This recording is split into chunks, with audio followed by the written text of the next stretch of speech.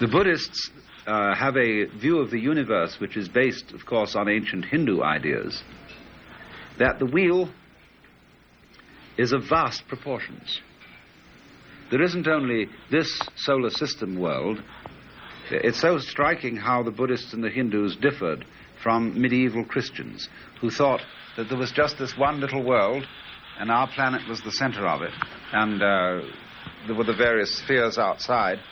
But they've always thought in terms of there being untold myriads of worlds, not only vast outwardly in space, going on and on and on forever, but also vast inwardly, so that in every speck of dust there are innumerable cosmoses full of beings of all kinds, full of gods and events and wars and even galaxies and things inside a grain of dust.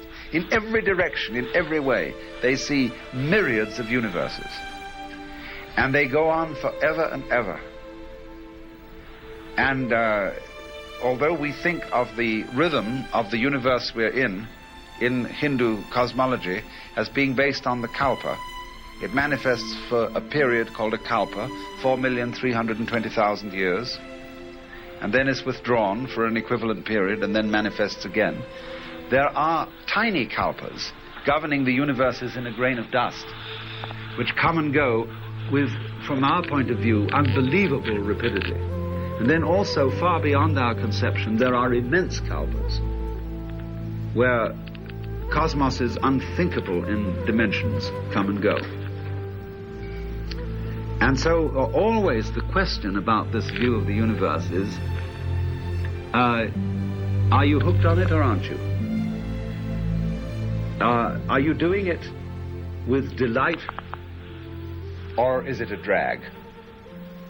Are you surviving, you see? Are you going on living every day because you feel bound to, or you're too afraid to die? Or are you living every day because you really will to? Now they see, you see, the universe as always playing a game with itself.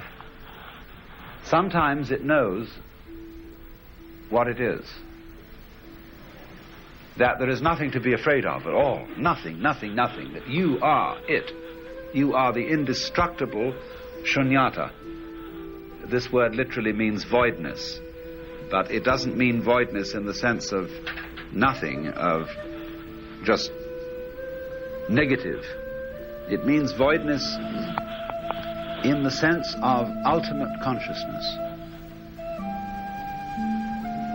You can't, you see, if you would consider what would God, what sort of an impression of himself would he have? He obviously wouldn't look at his hands like we do and see he's an old man with a beard sitting on a throne. God as the kind of ultimate, than which there is no whicher, outside which there is nothing, which has no edges. He wouldn't therefore look like a ball, he wouldn't look like a cube, he wouldn't look like a body. There would be no way at all of conceiving the final self of all selves. So that's why it's represented as voidness, as total transparency, as a kind of ultimate space in which everything can happen. That's what there is. That's what we all are at root. Only it plays that it's not that it's all of our separate existences, and it goes in, therefore, and it gets into trouble on purpose. But when you get into real trouble on purpose, and then you forget that you got there on purpose, and you can complain because you're in a trap, and then you want out, you see? So then there's a way out. But how exciting. This goes on endlessly because it's a game of now you see it, now you don't. Hide and seek. And that corresponds to the basic impulse of life, which, as we know it physically, is vibration. It's a wave system where there are crests of the waves and troughs. So if you take what we call sound, and you listen to sound carefully, sound is not sound. Sound is sound silence. It goes on and off, on and off, on and off, on and off. And where you say you hear the noise, that's the crest of the wave. Where you don't hear the noise, that's the trough. But you won't get any sound at all without both crest and trough. Pure sound doesn't exist. And so, according to the basic ideas that underlie Hinduism and Buddhism, all being is like that. It is coming and going. It is therefore not only life. Life is life-death.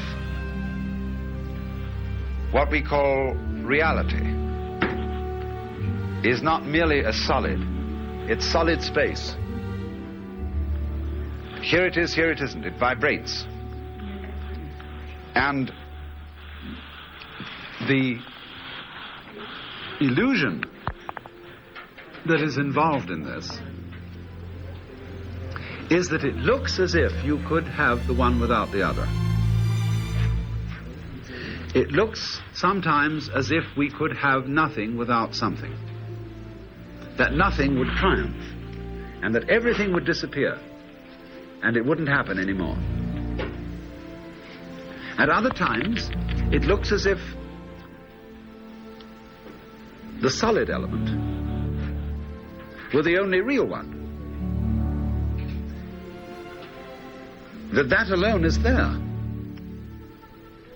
So all beings, all sentient beings, as the Buddhists call them, constantly scare themselves that it might stop and that there would be nothing.